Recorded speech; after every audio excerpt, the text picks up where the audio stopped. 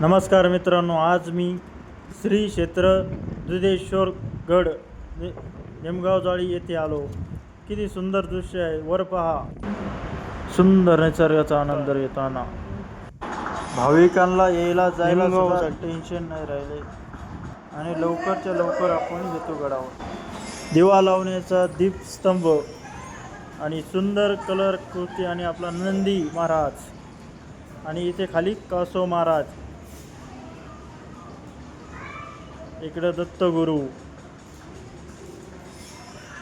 सुंदर तुकाराम महाराज, आपले छत्रपती शिवाजी महाराज आणि मधी गणपती बाप्पा आणि सुंदर पिंड महादेवांची.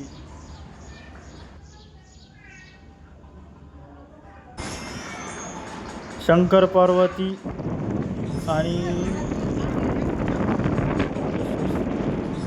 हे मंदिरामागच्या बाजूचा दृश्य किती सुंदर आहे. सुंदर वातावरण आहे. मंदिरामागचे एकदम चांगल्या प्रकारे कलर देऊन व्यवस्थित केलेले. जुन्या गोष्टी जपल्या पाहिजे. अजून मागचं पावसाचे वातावरण, ढगाळ वातावरण, सुंदर पाणी, शावरवाणी पाणी पडते. हे गणपतीचं मंदिर आणि ढगाळ महादेवाचं मंदिर, एक सुंदर दृश्य. इकडे एक छोटीशी मूर्ती आहे. ही पहा, विस्कळीत झालेली आहे, कोणत्या तरी देवीची, पण ओळखू येते थोडीफार. पहा किती सुंदर आहे. थोडे थोडे अवशेष. इथं दगड एक छोटासा. इथं पहा, हे सुंदर कोरीव काम केलेले दगड, नंदी भग्ना व्यवस्थित. इथे श्री गणेशाचे मंदिर थोडेसे आहे राहिलेले आणि त्याच्या पलीकडे एक मोठे कुंड.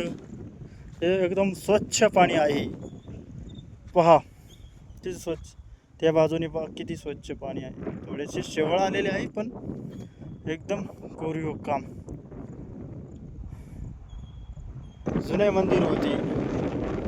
या मंदिराचे थोडेसे विशेष बाकी राहिलेले आहे. विस्कळीत पडेल होते.